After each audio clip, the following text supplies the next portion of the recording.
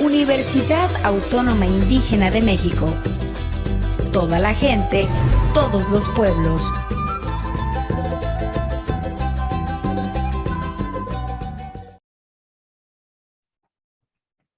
Aquí con la última sesión de esta asignatura de Derecho Constitucional. Decíamos la sesión pasada, nos falta ver el tema sobre los medios de control constitucional. Hablábamos pues de que la propia Constitución, el derecho constitucional establece medios de protección para las violaciones a los derechos humanos, ¿no? En este caso decíamos, estamos como medio de control constitucional, tenemos al juicio de amparo, a las controversias constitucionales y las acciones de inconstitucionalidad, ¿no? Todos esos medios de control constitucional están previstos en la Constitución. Les dije yo, por disposición de la supremacía constitucional establecida en el artículo 133, establece que todas las leyes van a emanar de la Constitución. No hay ninguna ley que no se desprenda o emane de la propia Constitución por supremacía constitucional. Vamos a darle ahí se están conectando los compañeros, vamos a darle un espacio para que se terminen de conectar. Estaba checando plataforma. Ya la checaron ustedes, ya vimos en la segunda sesión, pues vimos la parte dogmática de la Constitución. Ya establecimos que regularmente se cataloga en dos partituras la Constitución, en la parte dogmática y en la parte orgánica. Ya establecimos la sesión pasada que corresponde a la parte dogmática, que se refiere únicamente a derechos humanos reconocidos en la Carta Magna y en los tratados internacionales. Ya dijimos por qué se toma como marco de referencia también un tratado internacional por la reforma que se dio en materia de derechos humanos el 10 de junio del 2011, ¿no? Entonces, la sesión pasada ya miramos la parte dogmática. En la primera sesión mirábamos la evolución del derecho constitucional, mirábamos todas las constituciones que ha tenido México, unas de corte federalista, otras de corte centralista, unas tenían establecidos,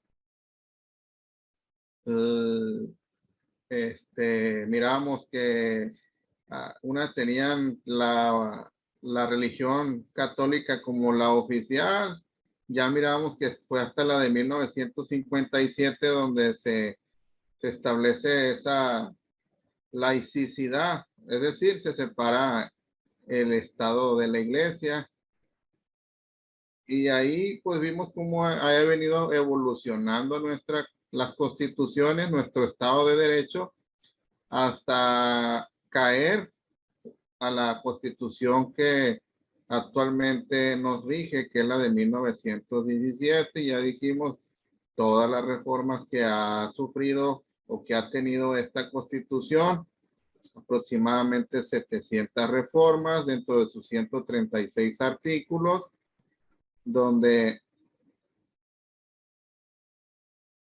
esos 136 artículos, hemos dicho, han sufrido la mayoría de ellos, no todos, porque hay uno de los artículos que tienen todavía el texto desde 1917, que dijimos que fue el artículo 100, si mal no recuerdo, 136 o 137, que ese era un artículo con su texto original, ¿no?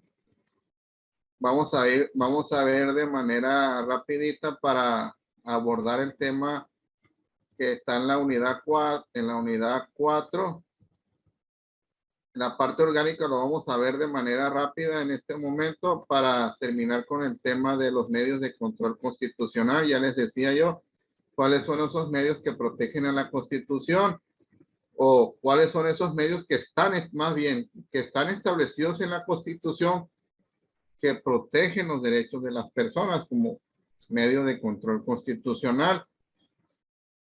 También protegen los derechos de un poder sobre otro. Vamos a ver en qué casos se puede amparar un poder sobre otro. Cuando se establecen acciones de controversias constitucionales, como por ejemplo, pudiera ser el caso que un organismo autónomo, decíamos nosotros en la sesión pasada, ¿cuáles son los organismos autónomos constitucionalmente reconocidos? Dábamos el ejemplo de la Comisión Nacional de los Derechos Humanos, es un organismo constitucional autónomo, la Fiscalía General de la República, que son entes autónomos con independencia y patrimonio propio, que tienen la facultad en un momento determinado de interponer una controversia constitucional cuando les afecte dentro de su organigrama, ¿no?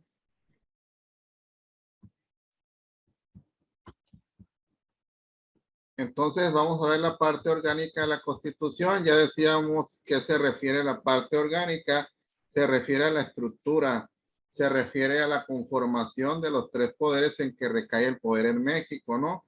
En la actividad 1, aquí pueden ver, se les va a pedir elaborar un organigrama con los tres poderes en los tres órdenes de gobierno. Aquí están viendo en pantalla.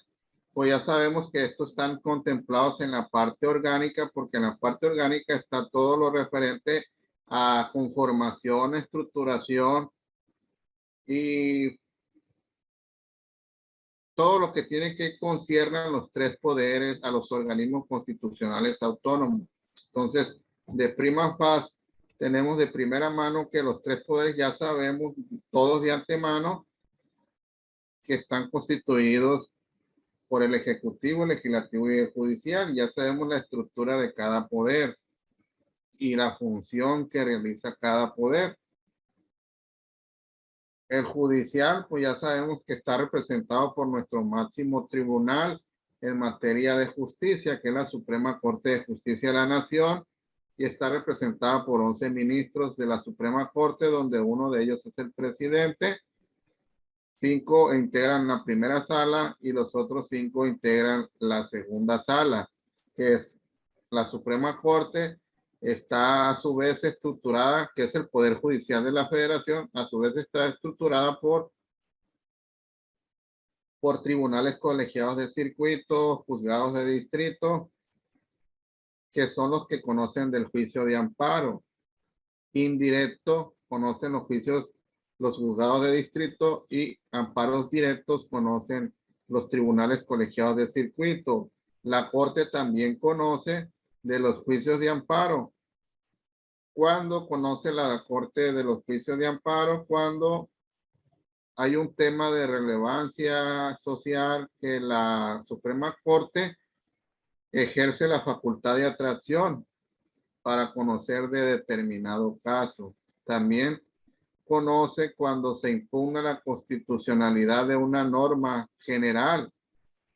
Conoce de controversias constitucionales y de acciones de inconstitucionalidad. Es decir, por eso hemos visto que la Corte ha establecido criterios preponderantes que le han dado vida a las normas de nuestro país, ¿no?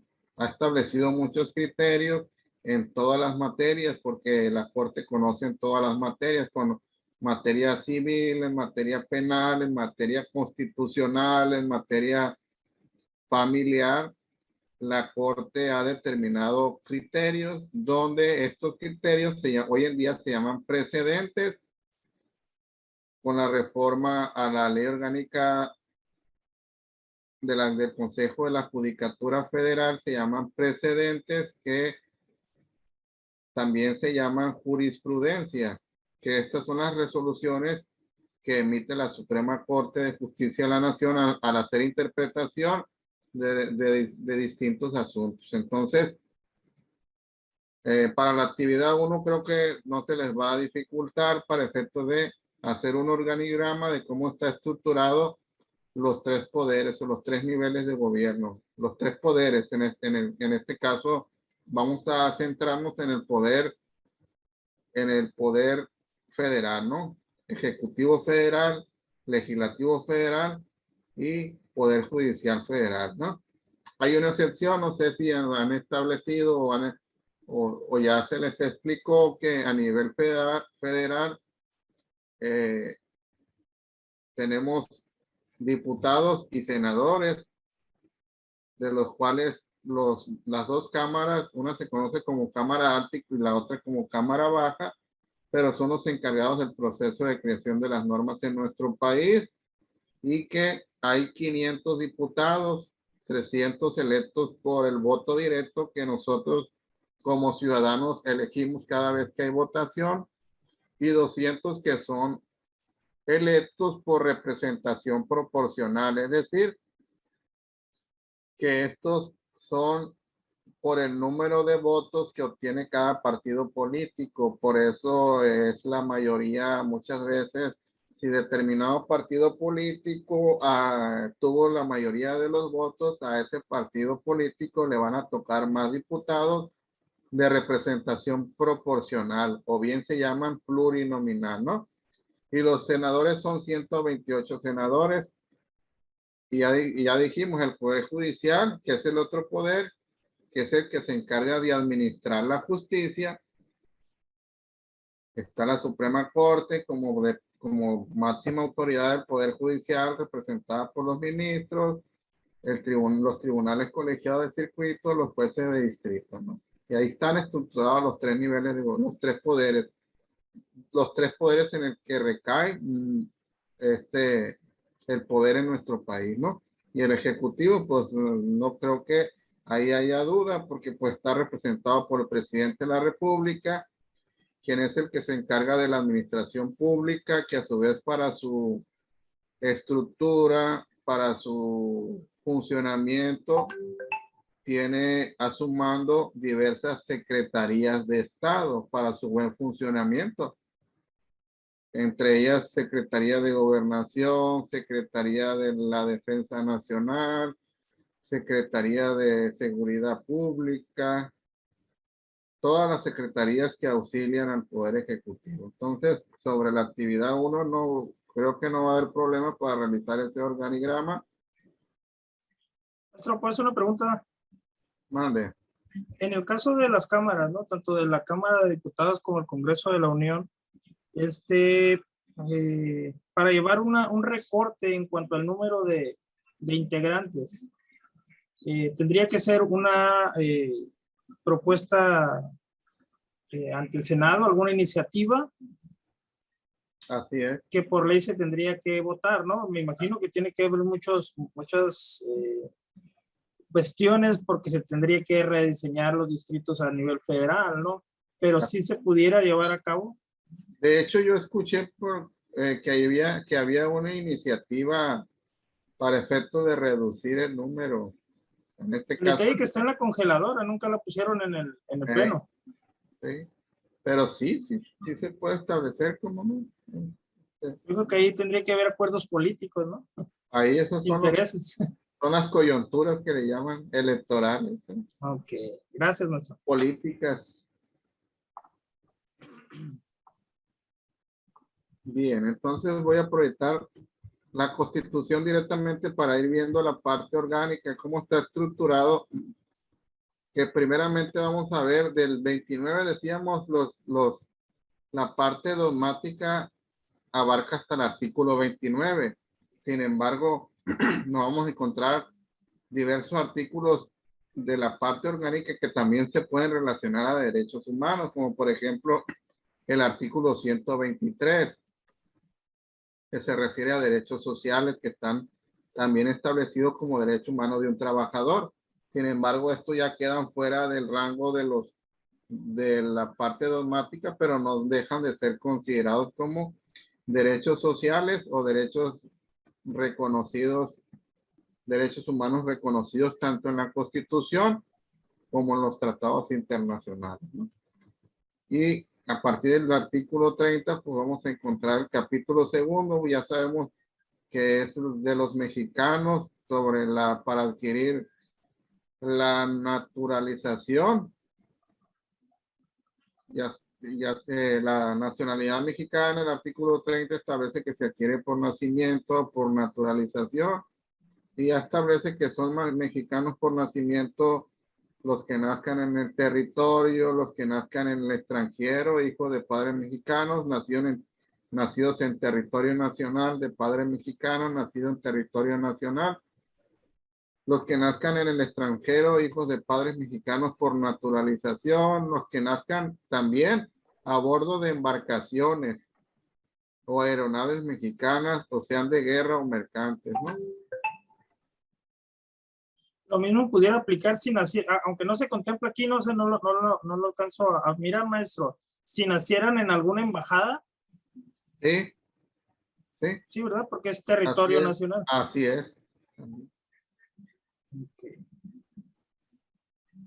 Yo tengo una pregunta. Adelante, Ramón. Gracias, licenciado. Con referente a esta parte que estamos hablando sobre los mexicanos, las naturalizaciones y todas esas cuestiones, me ha tocado ver en algunas convocatorias para algún puesto, ya sea administrativo, que es que pertenece al Estado, pertenece a la Federación, etcétera. Por allí algunas convocatorias entre los requisitos que dicen, por ejemplo, ser mexicano, pero aparte de eso le ponen otra cláusula, ser mexicano por nacionalidad o por nacimiento, mejor dicho, que es lo que utilizan más, por nacimiento, porque me he dado cuenta yo que en algunos casos, por ejemplo, hay muchas personas que son de otra nacionalidad, se refugiaron aquí en México, les dieron la nacionalidad y pueden participar también. Y hay muchas personas muy valiosas, muy bien preparadas del extranjero que se naturalizaron mexicanos y pues también adquieren esa clase de derechos ante la Constitución.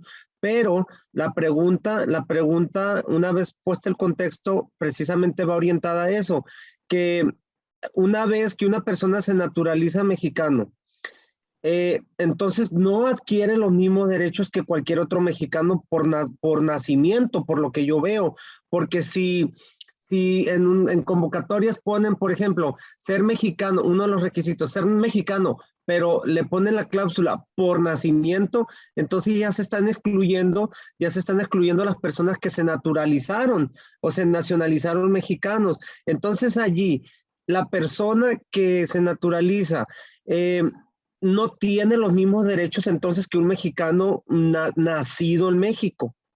Sí los tiene, Ramón. Nada más que ahí podemos estar hablando de una discriminación positiva, porque acuérdate que la universalidad, los principios de los derechos humanos, interdependencia, indivisibilidad y progresividad, establece la aplicación a todas las personas de los derechos humanos sin distingo alguno. A lo mejor ahí pudiera la persona estar ante la presencia de una discriminación positiva que puede ser combatida a través de un medio de impugnación, pero por derecho y por igualdad sustantiva reconocido en el artículo 1º, 4º y todos los tratados internacionales en materia de derechos humanos, se le tienen que reconocer los derechos, que incluso incluso hasta los que piden asilo político, en materia de asilo político, cuando están temporalmente dentro del país, son los mismos derechos para ellos como cualquier otro mexicano. Entonces, máxime un mexicano que se naturalizó y que adquiere todos esos derechos. Y aquí dicen en el apartado B del artículo 30, son mexicanos por naturalización los extranjeros que obtengan de la Secretaría de Relaciones carta de naturalización. La mujer o el varón extranjeros que contraigan matrimonio con varón o con mujer mexicanos que tengan o establezcan su domicilio dentro del territorio nacional y cumplan con los demás requisitos que al efecto señale la ley. Entonces, eso no hay distingo, Ramón. Creo yo que a lo mejor ahí se pudiera pues, tratar de una impugnar. distinción. Así es. Sí, se tendría que impugnar en dado caso, ¿verdad? Así es. Muy bien. Profe, Muchas gracias, licenciado. Gracias. con respecto a lo que dice Ramón, yo también había notado eso, por ejemplo, los requisitos para entrar a lo que es el colegio militar, a la marina, eso, se pide como requisito ser mexicano por nacimiento y no haber adquirido, dice, otra nacionalidad. O sea, si tienen la doble, ahora sí que, y es mexicano, como dice Ramón, por naturalización, también puede, perdón, ¿qué estamos? Ya se me fue. Que es extranjero, pues entonces ya le dan su carta de naturalización, de todo, ya tiene su residencia, todo. Es mexicano, entonces ahí está violando sus derechos. En ese caso, se puede amparar por haber violado. Así es, así es. Ahí sí. Entonces, ahí está. digo, ¿para qué poner esos requisitos hacia por decirlo, hacia esas personas, si con un amparo van a parar a lo que quieren? Así es. Sabe que a lo mejor qué trabas pondrán, pero pues las leyes secundarias, ¿no? Las que Sí. tienen toda esa normatividad, porque si nos vamos a rango constitucional, pues aquí se tiene que respetar lo que establece la Carta Magna, ¿no? Yo me imagino, perdón, yo me imagino que obviamente, bueno, lo sabemos, ¿no? Lo sabemos. Esas cláusulas las ponen muchas veces en las convocatorias, obviamente, para que ciertas personas no puedan aplicar. O sea, esa es la realidad, por eso las ponen. Ahora vamos a un segundo punto. Muchas veces, como tenemos la opción, como bien lo dice el licenciado, tenemos la opción de impugnar, ¿sí? De echar abajo ese proceso mediante leyes, mediante la aplicación de leyes y reglamentos. Pero muchas veces es más desgaste de la persona que va a impugnar para poder aplicar y poder llevar a cabo todo el proceso. Es un desgaste emocional, físico y de dinero y de todo lo demás, el querer tumbar muchas veces un proceso de esa magnitud, que dejar ir mejor la convocatoria para tener paz interior. Ese es el punto. Entonces, por eso ponen esas cláusulas muchas veces en muchas convocatorias, porque saben que si impugnan, eso se puede llevar hasta años el procedimiento ese de la impugnación. Entonces, por eso mucha gente dice, no, ya mejor que se lo den a otro esta plaza o esta convocatoria. Es la realidad, desafortunadamente. O sea, sí tiene solución, se impugna y se puede ir hasta los extremos, pero el desgaste físico, emocional, psicológico y de dinero que puede llevar a cabo por estarle pagando a los licenciados y todo eso, es un desgaste. Compañero, maestro, ¿me deja hacer algún comentario al respecto? Adelante. He estado checando ahorita en cuanto a lo que es la acción de inconstitucionalidad, y en la Suprema Corte de Justicia de la Nación le dieron entrada como procedente y fundada, ¿no?, a una acción de inconstitucionalidad, es la 20/2011, en contra de la PGR por discriminación por origen de naturalización. Está interesante la tesis que estoy leyendo, ¿no? ¿Qué número es de vuelta, Sergio? Por favor. 2011, perdón. A lo mejor también, viéndolo por otro lado, como dijo ahorita Ramón, del lado psicológico. Gracias. Todo eso, digo, también hay muchas personas que tienen ese apego a su tierra, que se van por X motivo a otro país, pero siempre están con que es mi tierra, es mi nación, es mi esto. Entonces, pues ellos no podrían, primero con este conflicto psicológico que tendrían de decir, voy a ir a defender la nación que me dio el asilo, que me dio la naturalización, pero pues yo estoy con mi otra nación. Entonces me imagino que también dice, como eso entraría en lo que dice Ramón, en los conflictos psicológicos también que abarcaría todo eso, y pues así lo dejan, mejor vámonos a otro rumbo, a hacer otra cosa. El que en verdad no quiere pues pelear por su derecho. Así es. Pero pues vamos a ver cuál es el juicio de amparo, ¿no? El juicio de amparo se trata, hablando de esos derechos tutelados en la norma, en la Constitución, derechos sustantivos. El juicio de amparo es un mecanismo o un juicio que se trata de dar celeridad para efectos primordiales, de restituir al quejoso, Ramón, sus bienes jurídicos violentados. Entonces, no es tanto de que duran mucho los procesos. Si te vas al juicio de amparo con un medio de control constitucional, reclamando una discriminación al derecho de no ser tratado igual que los mexicanos por nacimiento, el juicio de amparo, te digo, máximo dura 5 meses. ¿Por qué? Porque tiene que atender a hacer un juicio rápido para efectos de restituir al quejoso sus derechos violentados y que no se sigan violando. O sea, por eso tiene que ser rápido, ¿no?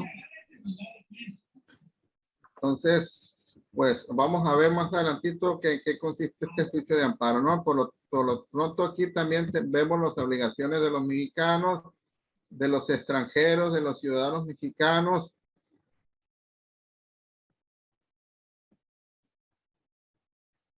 Los derechos de los ciudadanos,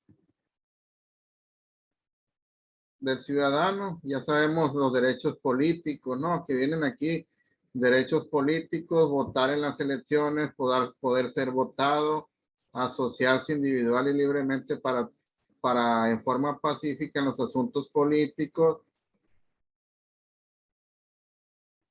ejercer toda clase de negocios, el derecho de petición, poder ser nombrado por cualquier empleo o comisión del servicio público, la votación de las consultas populares, que esto está establecido ya constitucionalmente sobre temas de trascendencia nacional, las que se sujetarán a las siguientes serán convocadas por el Congreso, el INE también tiene la facultad, entre otras cosas también tenemos de las obligaciones del ciudadano. En una de las obligaciones primordiales que no nos las quitamos, decía un abogado ahí, incluso hasta que fallece no deja de ser sujeto de una obligación de contribuir al gasto público. Esa que es el pago de los impuestos. Ahí ni ya son terceros obligados los descendientes o ascendentes de la persona que tenía una obligación fiscal. Ese no es en materia fiscal.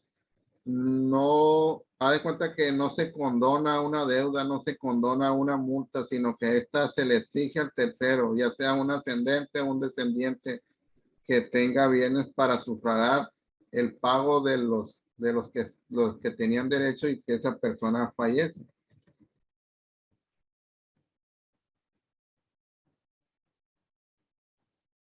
Aquí en el artículo 37 miramos que ningún mexicano por nacimiento podrá ser privado de su nacionalidad, pero la nacionalidad mexicana por naturalización, si se pierde,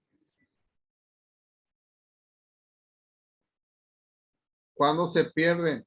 Por adquisición voluntaria de una nacionalidad extranjera, por hacerse pasar en cualquier instrumento público como extranjero, por usar un pasaporte extranjero o por aceptar o usar títulos nobiliarios que impliquen sumisión a un estado extranjero y por residir durante 5 años continuos en el extranjero. La ciudadanía mexicana se pierde también en el apartado C del artículo 37 por aceptar o usar títulos nobiliarios de gobiernos extranjeros. Recordemos que está prohibido esos títulos de nobleza en la Constitución. Aquí no se usa, como en otros países, la utilización de títulos nobiliarios. Entonces, es una causa para perder la ciudadanía mexicana por prestar voluntariamente servicios o funciones oficiales a un gobierno extranjero sin permiso del Ejecutivo Federal, por aceptar o usar condecoraciones extranjeras sin permiso del Ejecutivo, por admitir del gobierno de otros países títulos o funciones sin previo permiso, por ayudar en contra de la nación a un extranjero o a un gobierno extranjero en cualquier reclamación diplomática, en los casos que fijan las leyes. Con la pena aquí deriva de algún tipo de delito señalado en el Código Penal Federal como traición a la patria, puede derivarse de eso, ¿no? En el 38 vamos a encontrar de los derechos o prerrogativas de los ciudadanos mexicanos. ¿En qué casos se pueden suspender los derechos civiles y políticos?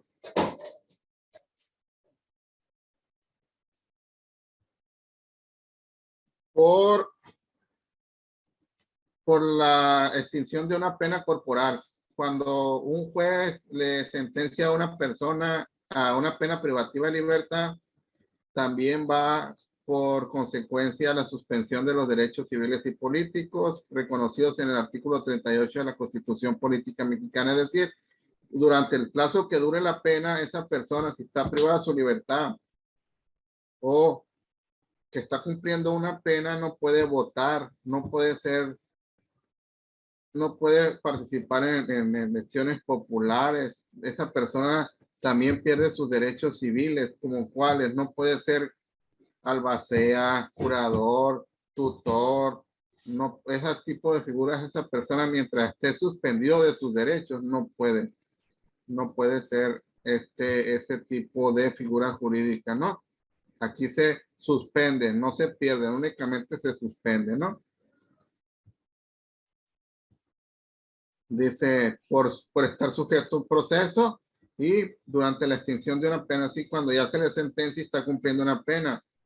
También por vagancia o ebriedad consuetudinaria declarada en los términos que prevengan las leyes, por estar prófugo de la justicia desde que se dicte la orden de aprehensión hasta que prescriba la acción penal, por sentencia ejecutoriada que imponga como pena esta suspensión, ¿no? Un caso muy mencionado, perdón que lo interrumpa, es de un futbolista, creo que es André Pierre Guignac, algo así. Él solicitó a un tercero en representación para que solicitara una carta de antecedentes no penales. Y creo que él obtuvo su nacionalidad, ¿no? Pero la PGR, a través de las relaciones exteriores, iniciaron un procedimiento contra él. No le quitaron su naturalización, ¿no? Pero creo que le iban a interponer una multa por lo que hizo incorrectamente, ¿no? Entre las normas mexicanas. Bien, entonces en el título segundo vamos a encontrar de la soberanía nacional y de la forma de gobierno. Ya dijimos en qué consiste la soberanía nacional. Dice, el 39 establece que la soberanía nacional reside esencial y originalmente en el pueblo.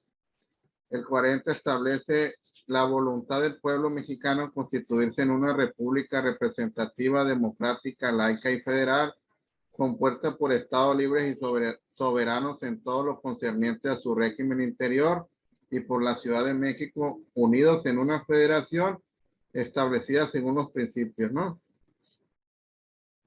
Y que el pueblo ejerce su soberanía por medio de los poderes de la Unión en los casos de la competencia de esta, ¿no?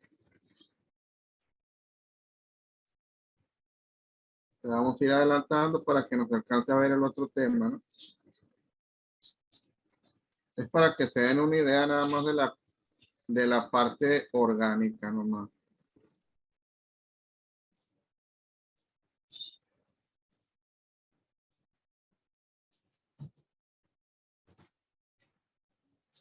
vamos a encontrar de las partes integrantes de la federación, todo lo que compete al territorio nacional, ¿no? Ya dijimos que las islas, los arrecifes y cayos en los mares adyacentes forman parte del territorio nacional.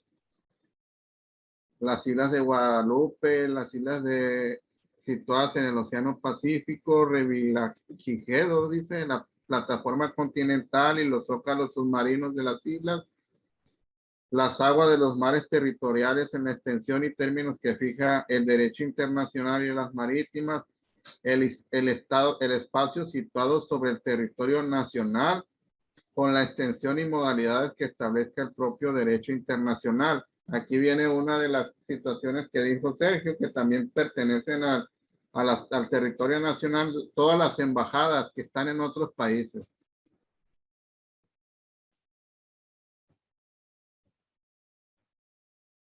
Y ya sabemos la división de los poderes, aquí no queda duda. Y aquí vamos a ir viendo cómo está constituido el poder legislativo, cómo se instala el Congreso. Ya dijimos cuántos diputados hay, cuántos senadores hay.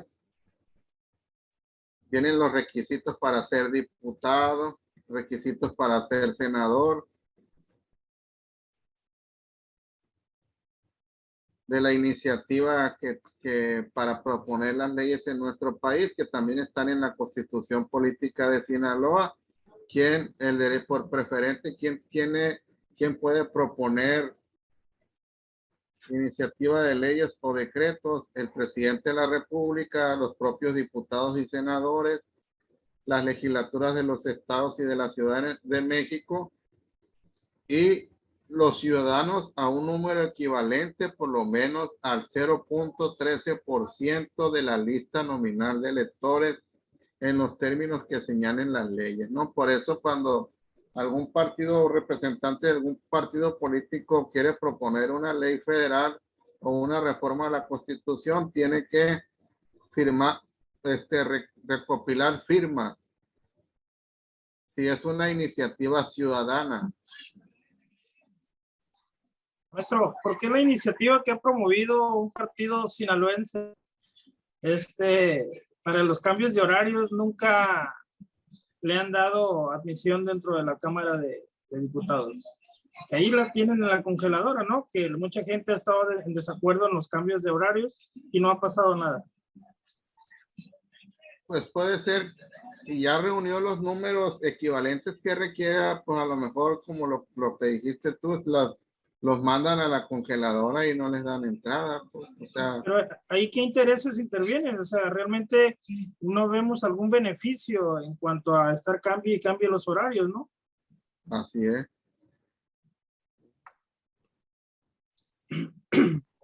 Pero como mencionaba ahorita el licenciado, muchas veces esos pendientes se van dejando para cuando hay una coyuntura de tipo probablemente electoral o para las negociaciones ya dentro de las cámaras de diputados o de senadores para poder decir, para poder que haya consenso, a ver, que le digan a uno de uno y otro grupo, bueno, te dejo pasar esta iniciativa que tienes allá, pero déjame pasar esta otra iniciativa que está acá. Es decir, empiezan las negociaciones entre los mismos grupos, los grupos de poder dentro de la Cámara alta y baja.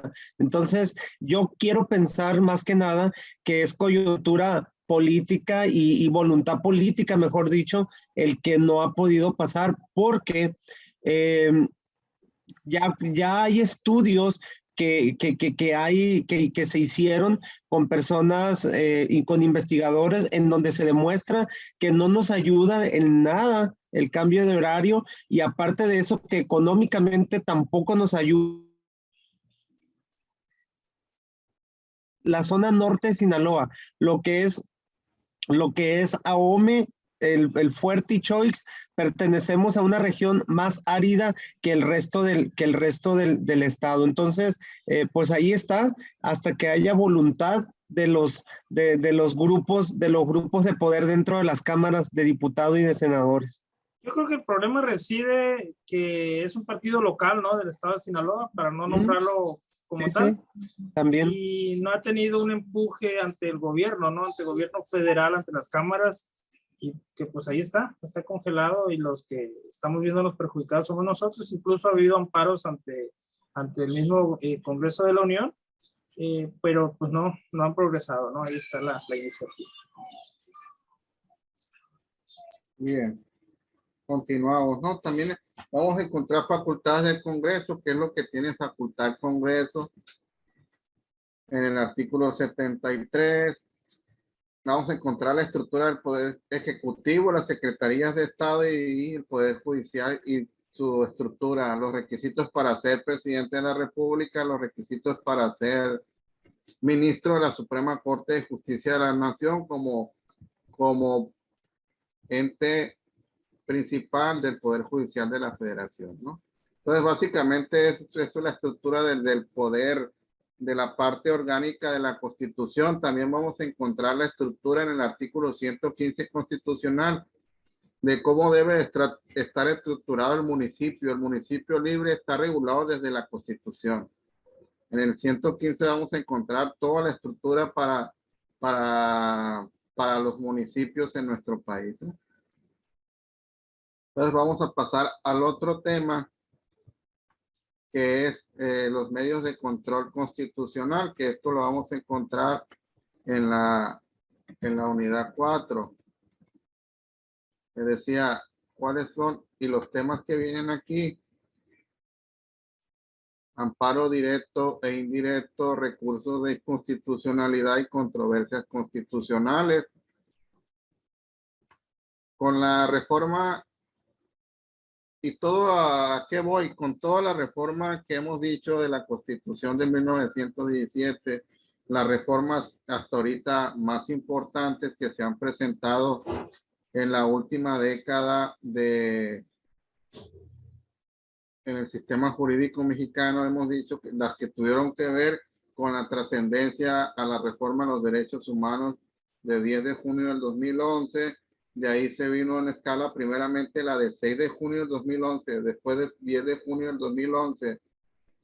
Ya se ve reformado en 18 de junio del 2008 y el 3 de abril del 2013 se termina de consolidar esta reforma para publicarse en el Diario Oficial de la Federación la nueva ley de amparo que regula, que es reglamentaria de los artículos 103 y 107 de la Constitución Política Mexicana. La ley de amparo, a través del juicio de amparo, ya hemos dicho, nos vamos nosotros como gobernados, es el medio de control que tenemos para hacer valer nuestros derechos. Es decir, si nos sentimos que se nos violentó un derecho reconocido sustancialmente en la Constitución, nosotros tenemos que interponer un juicio de amparo. Ya sabemos que el juicio de amparo procede contra las 3 resoluciones que emiten los 3 poderes del gobierno en nuestro país. Decimos, el Ejecutivo emite resoluciones administrativas porque es referente a pura administración pública. Se procede el juicio de amparo. El legislativo emite las leyes. Hoy en día, a través del juicio de amparo, podemos impugnar una ley cuando nosotros se nos perjudique con la aplicación de esa ley. Y el judicial emite resoluciones judiciales que también pueden ser impugnadas a través del juicio de amparo, ¿no? ¿Quién conoce de los juicios de amparo, acciones de inconstitucionalidad y controversias constitucionales? El Poder Judicial de la Federación, ¿no? Representada por la Suprema Corte, dijimos, por los tribunales colegiados y por los jueces de distrito. Existen 2 tipos de amparo, el amparo indirecto y el amparo directo. Ahí la misma ley de amparo establece en qué casos procede el juicio de amparo indirecto y en qué casos procede el juicio de amparo directo, ¿no? Entonces, con la reforma a la nueva ley de amparo establecida el 3 de abril de 2013, se estableció un medio de control constitucional más eficaz para que las personas se puedan defender en contra de violaciones a derechos humanos reconocidos tanto en la Constitución como en tratados internacionales.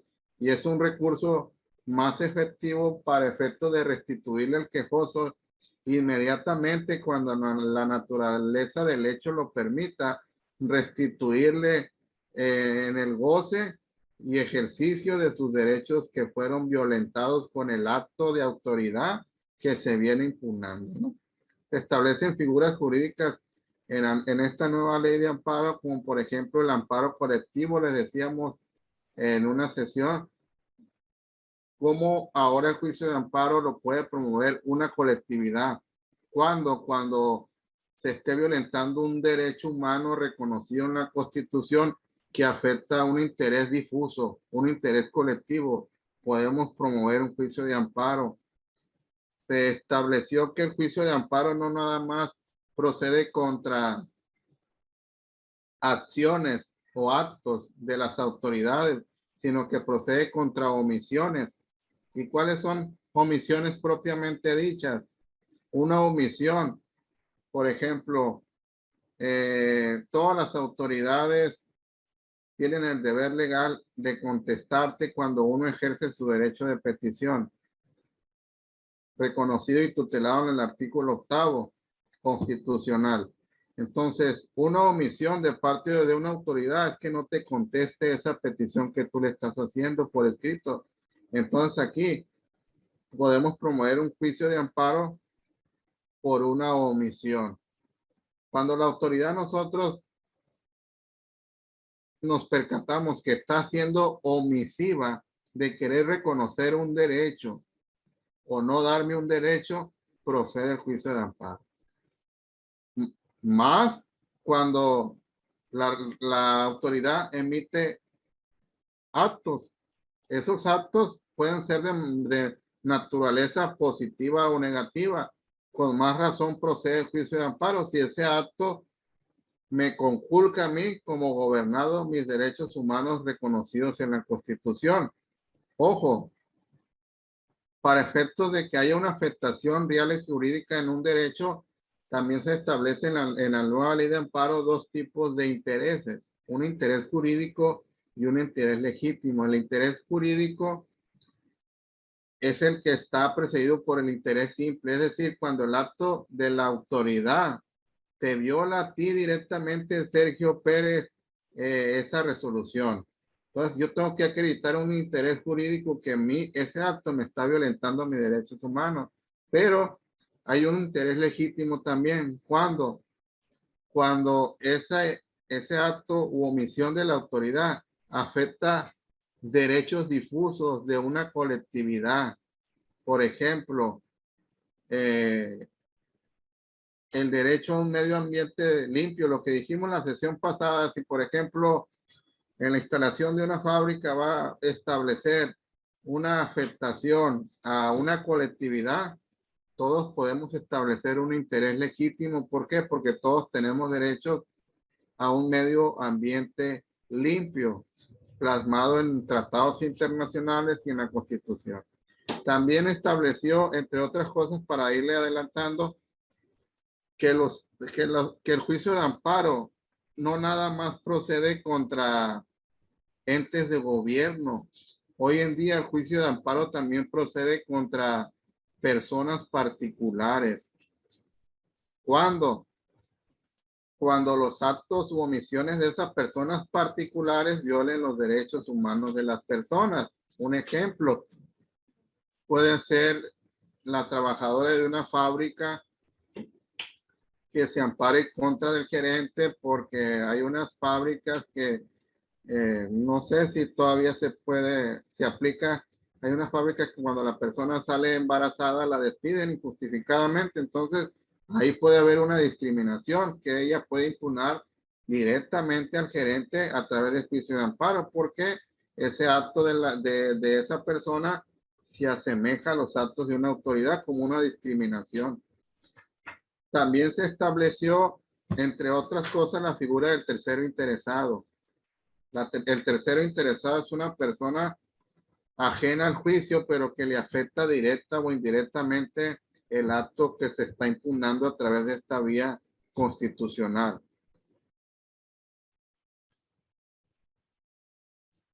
Se han establecido muchas figuras en el juicio de amparo que hoy en día, si lo sabemos utilizar como nosotros como operadores jurídicos, es una herramienta eficaz para resolver muchos asuntos, porque quieran o no, ustedes como operadores jurídicos en un futuro pueden decir, ¿para qué me sirve el juicio de amparo? Y ya lo dijo Miguel Carbonell en diferentes conferencias. Maestro, a mí, ¿para qué me sirve el juicio de amparo si yo voy a ser civilista? ¿Para qué me sirve el juicio de amparo si yo voy a ser laboralista? ¿Para qué me sirve el juicio de amparo si yo me voy a dedicar a lo familiar? Ojo, lo dice Miguel Carbonell, a donde vayas y en cualquier materia que tú te dediques, tarde o temprano te vas a topar con el juicio de amparo. Porque el juicio de amparo es el último mecanismo establecido en los procesos ordinarios para poder establecer un juicio de amparo. En cualquier materia que vayas te vas a topar tarde o temprano con el juicio de amparo y tenemos que conocerlo. Entonces, se establecen los tipos de amparo indirecto y el directo. El amparo indirecto lo conocen los jueces de distrito. El amparo directo lo conocen los tribunales colegiados del circuito y la Suprema Corte de Justicia de la Nación. Se establecen también con la nueva ley de amparo los requisitos para la elaboración de la demanda, que conlleva a nosotros como estudiantes poder establecer los requisitos de la demanda de amparo. Es decir, si nosotros no hacemos la demanda de amparo conforme a como me lo exige el artículo 108 de la ley de amparo y 175, la demanda no las pueden desechar. Por ejemplo, tenemos que señalar autoridades responsables. Para efectos del juicio de amparo existen dos tipos de autoridades responsables: la que ordena el acto reclamado y la que ejecuta. Para efectos del juicio de amparo existen únicamente dos tipos de autoridades responsables: la que ordena y la que ejecuta. También tenemos nosotros que señalar el acto reclamado. Es decir, si nosotros nos vamos a amparar contra una resolución administrativa emitida por el SAT, o nos vamos a amparar contra una resolución laboral emitida por la Junta de Conciliación y Arbitraje, o nos vamos a amparar contra una resolución de un juez familiar, o nos vamos a amparar en contra de una resolución de un juez penal, o nos vamos a amparar en contra de una ley emitida por el Congreso del Estado de Sinaloa. Entonces, ahí tenemos que ser específicos el acto de autoridad que vamos a combatir a través del juicio de amparo, ¿no? Y para que vean que no les ando muy errado con las nuevas figuras que se implementaron a raíz de la reforma, vamos a proyectar un video para que aquí el expositor va exponiendo de manera clara cuáles fueron las figuras jurídicas que se implementaron con la nueva ley de amparo.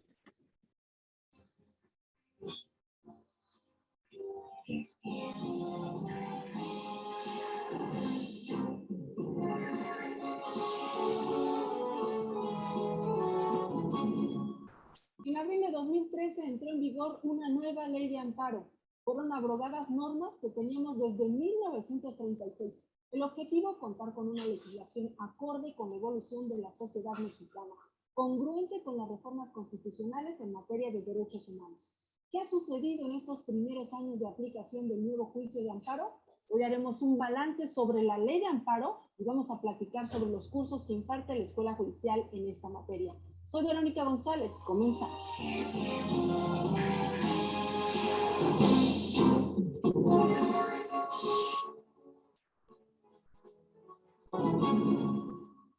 para hacer precisamente este recuento sobre el nuevo juicio de amparo, le damos la bienvenida al doctor Luciano Silva Ramírez. Él es doctor en Derecho por la Universidad Nacional Autónoma de México, especialista en Derecho Constitucional y en Juicio de Amparo. Bienvenido. Muchas gracias. Un placer estar aquí con ustedes. Pues para hacer este balance de lo que ha sido esta nueva ley de amparo, me gustaría que, para tener un contexto más amplio, nos explicara cuáles fueron los grandes cambios que se introdujeron a partir de 2013. Sí, como no, y yo creo importante para poder ubicar debidamente la nueva ley de amparo de 2013, de abril de 2013, que nos remontemos a las reformas constitucionales al juicio de amparo publicadas en el Diario Oficial de la Federación de 6 de junio de 2011 y las reformas en materia de derechos humanos que se publicaron también en el Diario Oficial de la Federación, pero de 10 de junio de 2011. Esto es muy importante porque esas reformas constitucionales dieron origen a la nueva ley de amparo de 2 de abril de 2013, del Diario Oficial de la Federación de 2 de abril de 2013, donde se publicó la nueva ley de amparo. De tal manera que es muy importante brevemente comentar esas reformas constitucionales a que he hecho mención. Las reformas constitucionales en materia de amparo y de derechos humanos dieron origen a nuevas figuras en nuestro juicio constitucional. Se estableció en la fracción primera del artículo 107 constitucional una figura que se llama el interés legítimo para promover el amparo. Además del principio básico que es el interés jurídico, se adoptó el interés legítimo. ¿Esto qué quiere decir? El interés legítimo es una figura intermedia entre el interés jurídico y el interés simple. En el interés jurídico, el quejoso debe demostrar que existe un derecho tutelado en la norma, del cual es titular. Es su derecho subjetivo de exigir el cumplimiento de una obligación.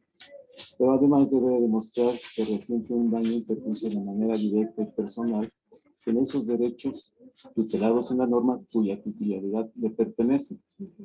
Por eso es el foco de los abogados demostrar el interés jurídico, que se resulte un daño, un perjuicio de manera directa y personal en nuestra esfera de derechos. En tanto que en el interés legítimo surge para tutelar los llamados derechos humanos de la tercera generación, los llamados derechos colectivos o difusos, también conocidos como de solidaridad, porque atañen a todos, a todo mundo. Y en base a esa figura no se requiere que se resienta un daño o un perjuicio de manera directa y personal, ni se requiere que sea titular de un derecho subjetivo el afectado. Hay una tutela jurídica en la norma. Verbigracia, los derechos del medio ambiente. Por ejemplo. Derecho del agua. Ahí tenemos la tutela en donde está en el artículo 4 de la Constitución. Pero el afectado no necesariamente se quiere ser titular de un derecho subjetivo. Es decir, yo no puedo establecer o decir yo soy el titular del aire o del agua. Pero sí me afecta. Sí, pero sin embargo me está afectando. Todos tenemos interés, por ejemplo, que aquí en la ciudad tengamos agua potable para el consumo humano. Y aire limpio, ¿no? Y aire limpio, ¿sí? Entonces, véase cómo esa figura es importante, pero había que analizarla debidamente, como ya lo comentaremos, a la luz de la nueva ley de amparo. Entonces, en esta parte, Sí. digamos que se vuelve un poco más abierto el juicio de amparo. Más personas, ¿no? Pueden impugnar alguna norma. ¿Qué otras figuras? Está la Declaratoria General de Inconstitucionalidad en los amparos indirectos en revisión contra normas generales. Ahí, pues, la idea es que si hay una declaratoria general, pues que esa beneficia a todos los destinatarios de la norma. Sino como antes, No como todavía prevalece hoy en día la relatividad de las sentencias, también conocida como fórmula de Otero, consistente en que las sentencias de amparo son de alcances particulares, es decir, solamente vinculan a las partes en el juicio. De tal manera que el quejoso, cuando elabore la demanda, su abogado, debe tener cuidado de mencionar a todas las autoridades responsables que participen en los actos reclamados, porque si se le escapa alguna, si omite alguna, debido a ese principio de relatividad, esa parte que no se mencionó no queda vinculada en la sentencia. Y por eso el problema se presentó en el amparo contra normas generales, porque los efectos nada más son de que la ley que se declara inconstitucional se le deje de aplicar solamente al quejoso, pero la ley no se deroga, no pierde su vigencia, se le puede aplicar a todos los demás destinatarios de la norma que no le impugnaron en el amparo, o si lo hicieron el amparo les fue negado sobreseído. Por eso es importante la declaratoria general, pero ya veremos que todavía hay varias situaciones que había que pulir, que reestructurar, porque hubo fallas en esa reforma. Justo eso quiero preguntarle. A 3 años de la nueva ley de amparo, a 5 años de esta reforma constitucional en materia de derechos humanos, ¿qué tan efectivo han sido estas modificaciones? ¿Realmente la gente está viendo que se protegen más sus derechos humanos? Déjeme brevemente decirle qué otras figuras, porque es importante. También se estableció la apariencia de buen derecho en la suspensión de los actos reclamados. También se estableció un órgano, los plenos de circuito, para resolver las contradicciones de tesis entre los tribunales colegiados de circuito. Y también una nueva modalidad en el cumplimiento y ejecución de las sentencias de amparo. Pero si le agregamos que días más tarde se publicó, el 10 de junio de 2011, la reforma constitucional en materia de derechos humanos, aquí se reformaron 11 artículos de la Constitución, pero especialmente del artículo primero, porque ahí se manejan una serie de situaciones hoy en día. Se establece que en los Estados Unidos mexicanos todas las personas gozarán de los derechos humanos reconocidos en la Constitución y en los tratados internacionales en que el Estado mexicano sea parte.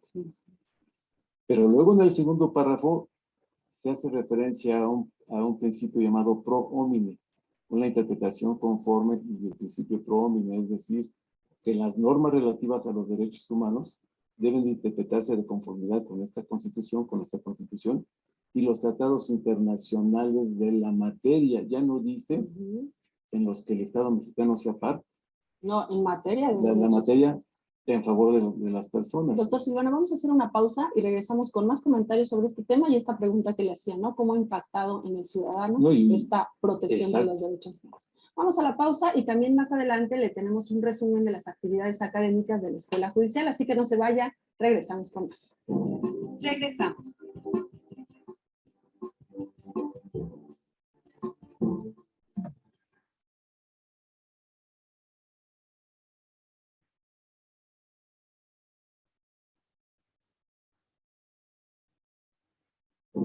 Continuamos.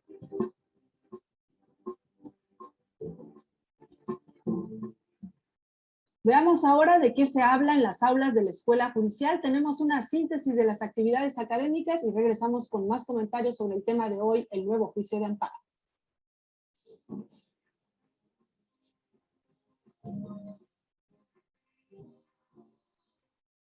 Jornada sobre reformas fiscales 2017.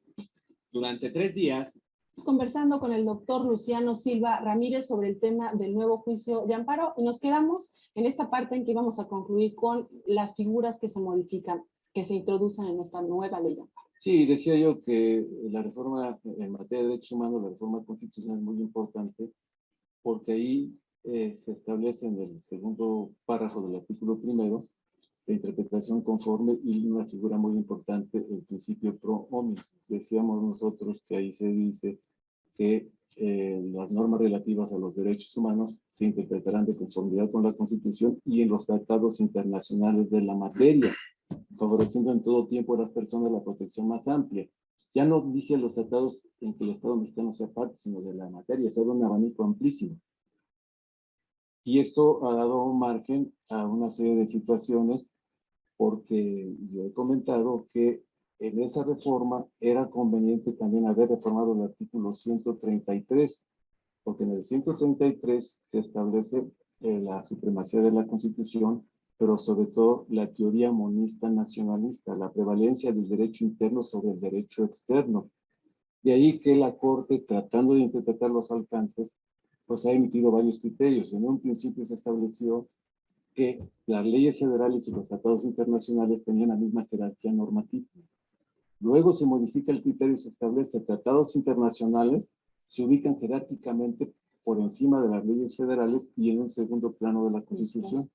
Y luego se vuelve a modificar el criterio y se establece los tratados internacionales forman parte de la Ley Suprema de la Unión y están por encima de las leyes generales, federales o locales. Y finalmente, al tratar de interpretar los alcances del principio pro homine que hemos mencionado del párrafo segundo, la Corte estableció que los tratados internacionales celebrados por el Estado mexicano que contemplan derechos humanos tienen rango constitucional.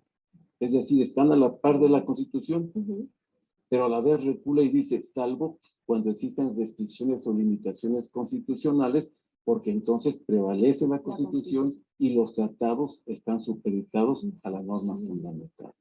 Esto es muy importante tomarlo en cuenta, todo esto que hemos comentado, porque dio margen a que años más tarde, como ya se advirtió aquí, el 2 de abril de 2013 se publicara en el Diario Oficial de la Federación la nueva ley de amparo. Yo hago énfasis en esto, que es la nueva ley de amparo, más no un nuevo amparo. ¿Por qué? Porque se siguen conservando las figuras esenciales de nuestro juicio constitucional. En esencia sigue siendo el mismo. Sí, y a mí me preocupa porque se ha perdido de vista que el amparo es un mecanismo de control de la constitucionalidad del poder. Me explico.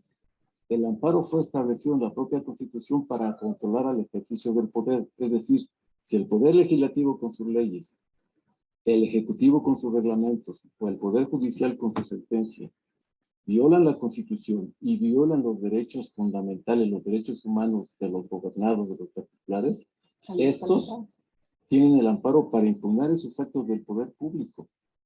Es decir, que el amparo se estableció en la Constitución para controlar al poder, que los poderes públicos ejerzan el poder, gobiernen conforme a la Constitución. Y eso no lo debemos de perder de vista, porque hoy en día estamos inmersos en el boom de los derechos humanos, de las convenciones, de los tratados, del control de convencionalidad, y se pierde de vista el control de la constitucionalidad. Y creo que no debemos descuidar eso, porque el control de convencionalidad es el mero contraste de una norma con el tratado que contempla derechos humanos, más no es el control del ejercicio del poder, algo muy importante que ha sido una aportación monumental a todo el mundo de nosotros. Aquí en México, cualquier gobernado que sienta que le afecta una ley, un tratado, puede irse al amparo y pedir por la suspensión que se paralice, que no se le aplique. Cosa que en otros Esto, la sistemas no lo suspensión tienen. también fue otro aspecto que... Pero es en el muy que se importante modificó, todo ¿no? esto. A mí me apasiona comentar todo esto porque para poder hacer una reforma constitucional, o en su caso la nueva ley de amparo, ahí se requería gente conocedora, experta en la materia, pero además que haya vivido, que lo haya ejercitado en los tribunales como lo hemos hecho nosotros. Ahí es donde nos damos cuenta que hace falta. El amparo debe de ser esa figura querida y agregada por el pueblo para que tutele los derechos más preciados para las personas, la vida, la libertad, la igualdad, la dignidad humana, la seguridad de las personas, la propiedad, y no irnos por otras situaciones que aquí, si el tiempo nos permite, lo estaremos comentando. Pues bien, esa nueva ley de amparo, además de las figuras que mencionamos de las reformas constitucionales a que he hecho mérito, están contemplando algo novedoso, la procedencia del amparo en contra de particulares que realicen actos equivalentes a los de autoridad. Y cuidado, porque eso ha dado margen a una serie de confusiones. También establece en la suspensión los efectos restitutorios en la suspensión. Cuidado, porque eso también ha sido motivo de polémica, porque la práctica judicial, la jurisprudencia siempre estableció que los efectos restitutorios son de las sentencias de amparo. ¿Por qué? Porque las sentencias que otorgan el amparo tienen por objeto restituir al quejoso en el pleno goce del derecho violado, volviendo las cosas al estado que se encontraban antes de la violación. Pero son de las sentencias de amparo. En la suspensión, el propósito de la suspensión es solamente que la autoridad se detenga. Implica obligaciones y que muchas de no veces hacer. eso se malinterpreta, ¿no? Exacto. Y no se va a conocer exactamente cuáles son sus efectos. Vamos a hacer una segunda pausa y regresamos con más sobre el nuevo juicio. Como no, es algo muy importante que tenemos que aclarar. Vamos a la pausa y de regreso también le tenemos la agenda de la Escuela Judicial. No se vaya, regresamos con más. Regresamos.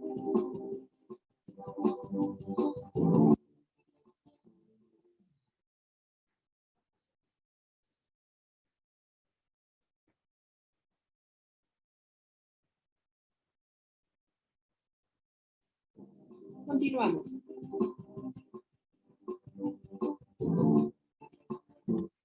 .mx. Ya estamos en la parte final del programa hablando con el doctor Luciano Silva sobre el nuevo juicio de amparo y estas reformas que vinieron a transformar el sistema de impartición de justicia en nuestro país en lo que tiene que ver con los derechos humanos. Haciendo ya como a manera de conclusión, doctor Ramírez, un balance, ¿no? A 5 años de la reforma en materia de derechos humanos y con una nueva ley de amparo, ¿el ciudadano mexicano realmente puede hacer valer sus derechos? Bueno, es importante establecer que con esas reformas se amplía el ámbito de protección del amparo al control de constitucionalidad, del poder y de convencionalidad. Es decir, que hoy con el amparo no tan solo se protegen los derechos humanos reconocidos en la Constitución, también en los tratados internacionales en que el Estado mexicano sea parte, incluso de la materia en base al principio de pro bono. Y es muy importante también precisar que la Corte está jugando un papel muy importante y va a seguir jugando un papel importantísimo para interpretar los alcances de la reforma constitucional al amparo en materia de derechos humanos y la nueva ley de amparo, porque tiene varias figuras novedosas, como el caso del amparo contra los actos de particulares, que no se vayan a crear confusiones, porque pues el amparo fue diseñado para controlar el ejercicio del poder.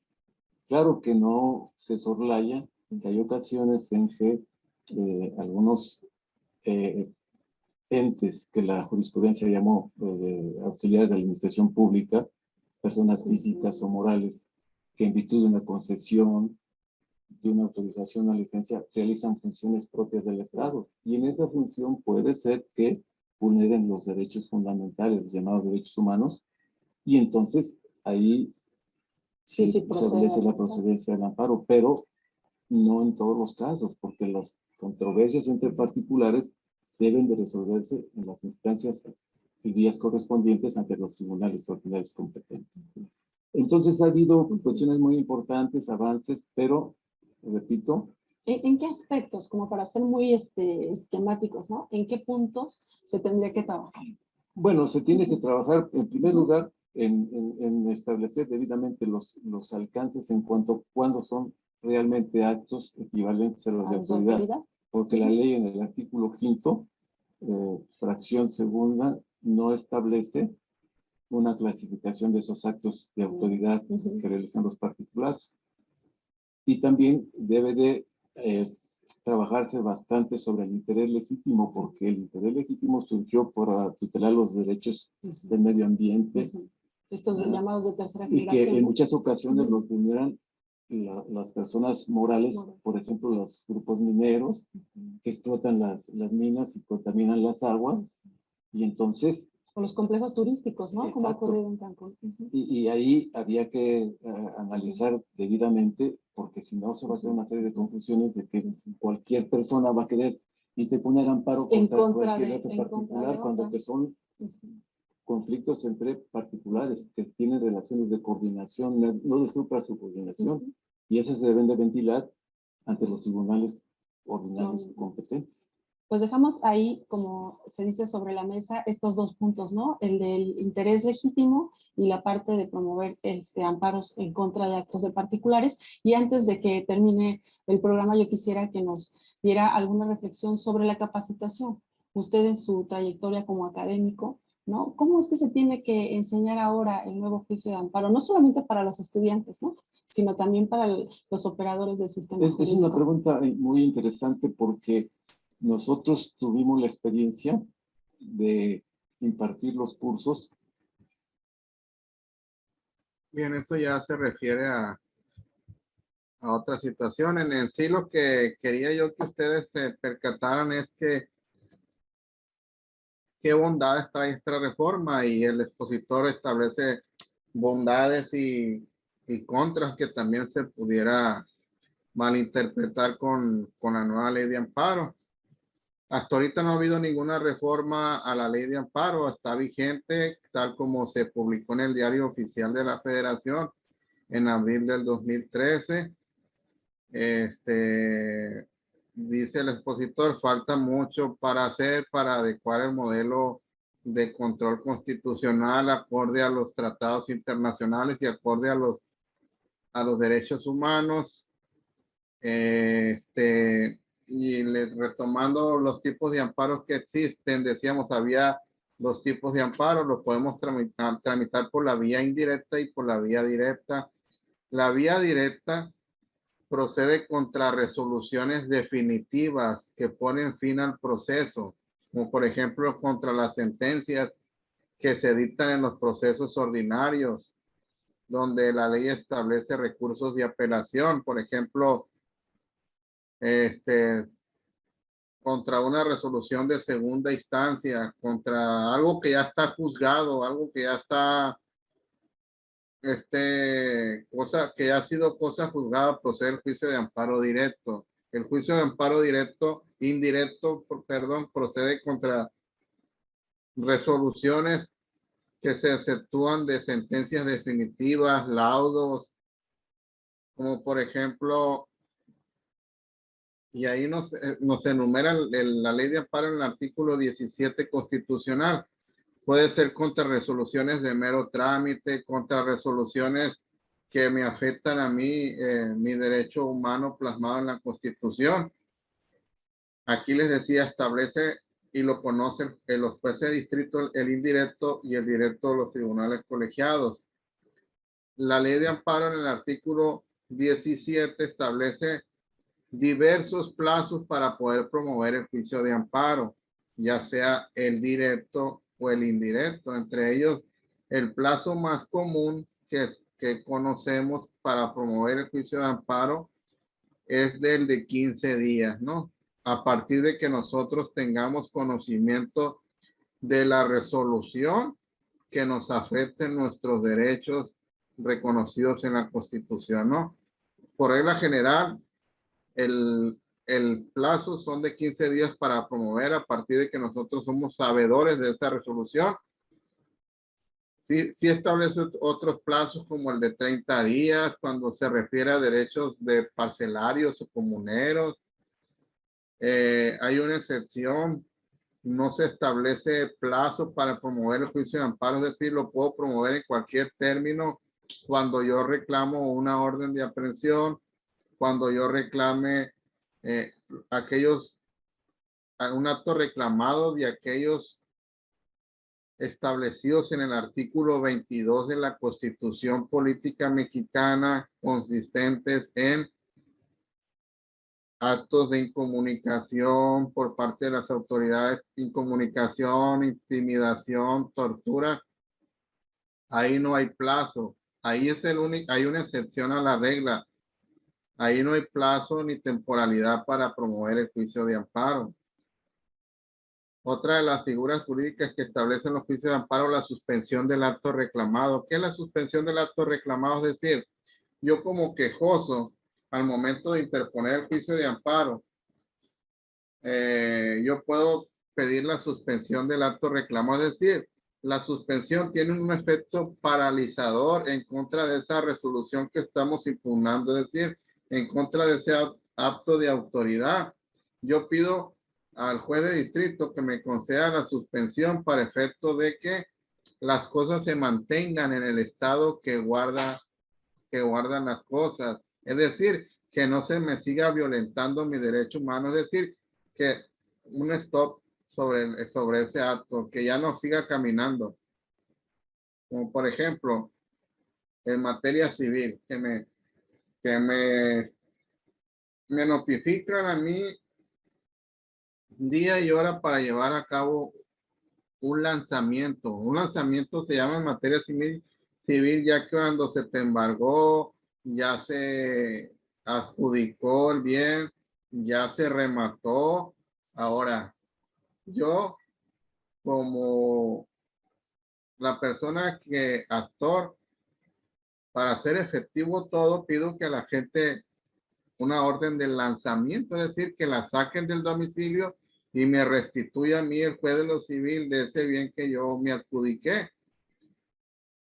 Bien, entonces yo como tercero, como como agraviado, como quejoso, que me está afectando un interés jurídico, esa posible orden de lanzamiento, yo me amparo contra la autoridad civil y pido como suspensión del acto reclamado que el juez de lo civil detenga las cosas, es decir, que no ejecute la orden de lanzamiento hasta que se resuelva sobre la constitucionalidad o inconstitucionalidad del acto que estoy reclamando, es decir, para que resuelva el juez de distrito si ese proceso que se llevó donde se me embargó, se le adjudicó, se me remató ese bien y la posible lanzamiento fue apegado a derecho. Entonces, esos efectos que tiene la suspensión son paralizantes, como por ejemplo el caso muy común de una orden de aprehensión. ¿Cuáles son los efectos paralizantes de la suspensión del acto reclamado? En este caso, que no se materialice la ejecución y cumplimiento de la orden de aprehensión. Es decir, que no me detengan a mí las autoridades y me priven de mi libertad y me internen en un centro penitenciario a disposición de la autoridad que me está reclamando. Si yo promuevo juicio de amparo y tengo una suspensión, la autoridad no me va a poder ejecutar la orden de aprehensión.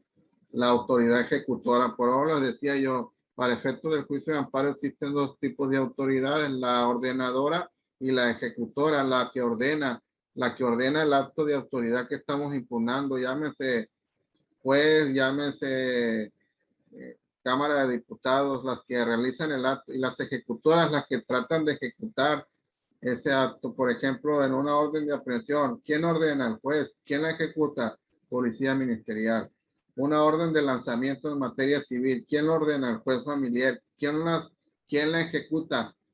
El actuario de ese tribunal, porque el actuario es el que se constituye en el domicilio y requiere a las personas con auxilio policial, e incluso se les faculta para romperse candados, cerraduras y tratar a toda costa de dar cumplimiento a esa orden de lanzamiento para sacar a las personas que habitan ese domicilio. Maestro, Mande.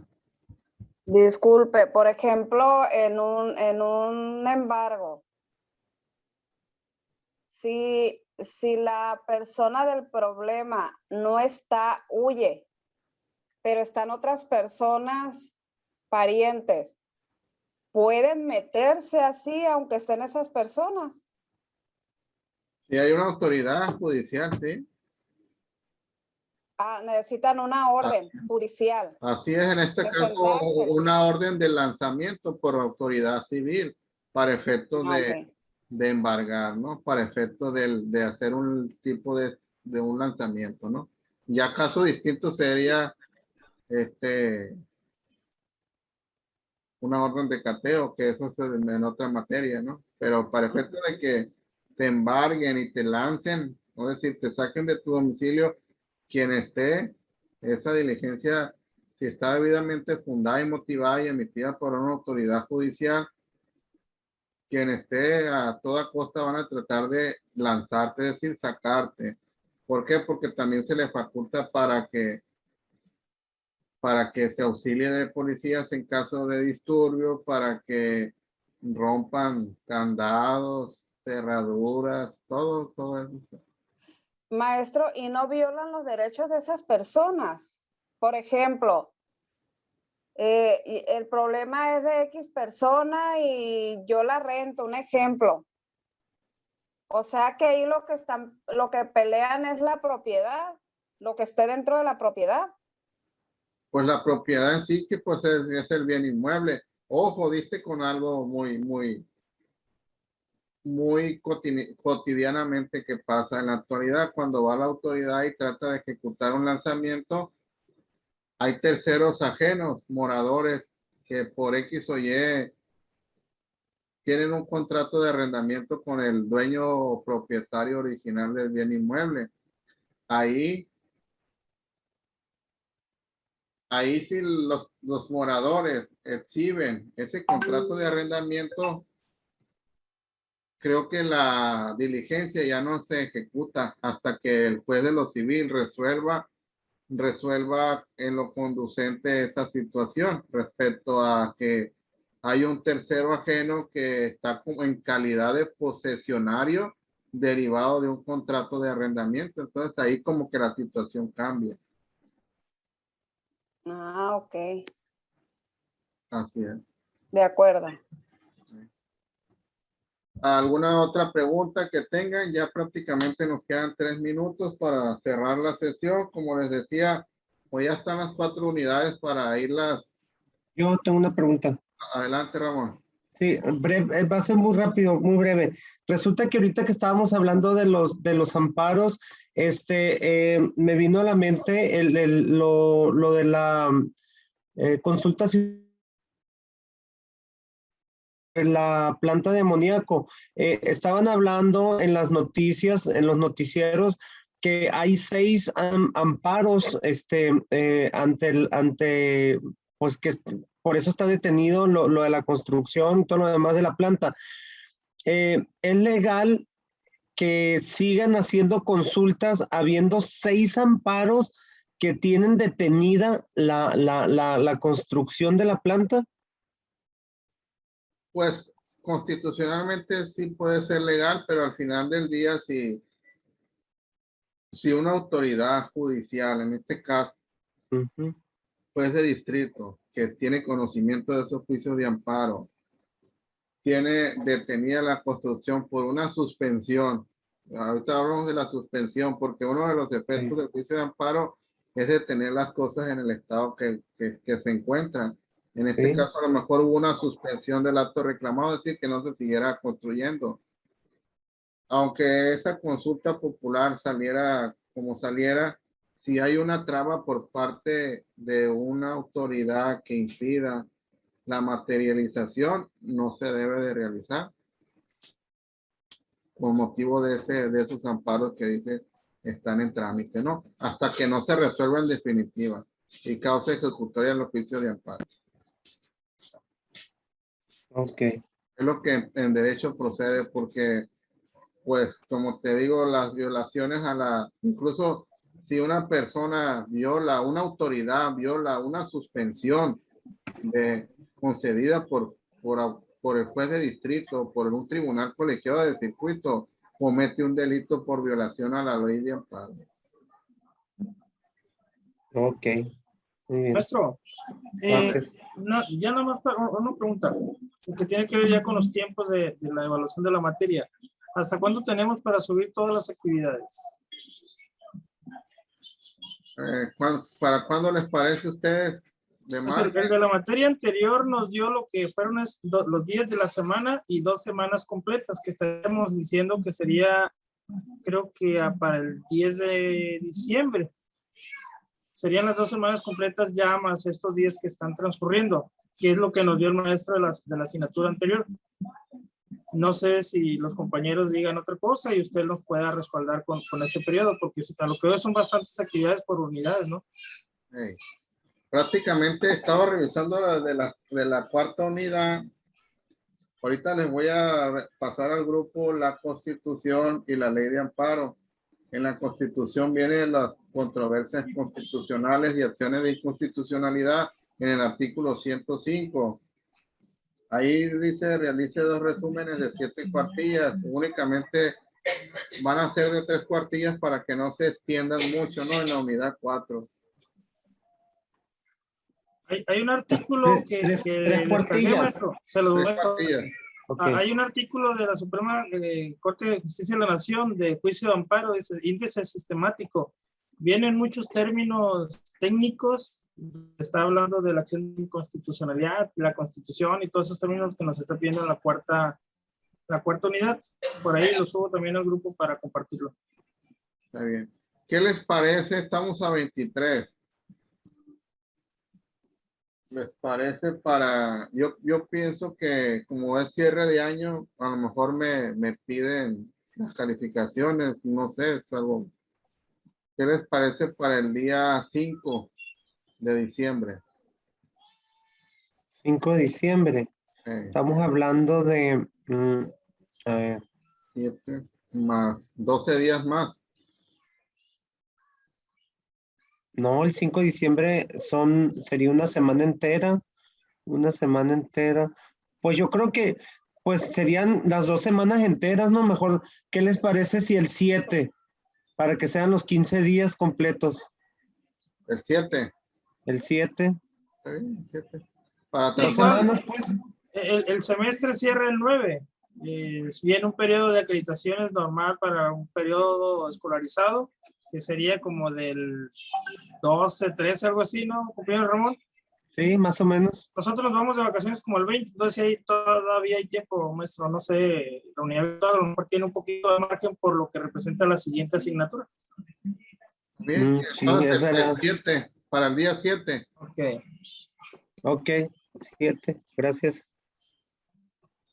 Bien, si tienen alguna otra duda, comentario, adelante.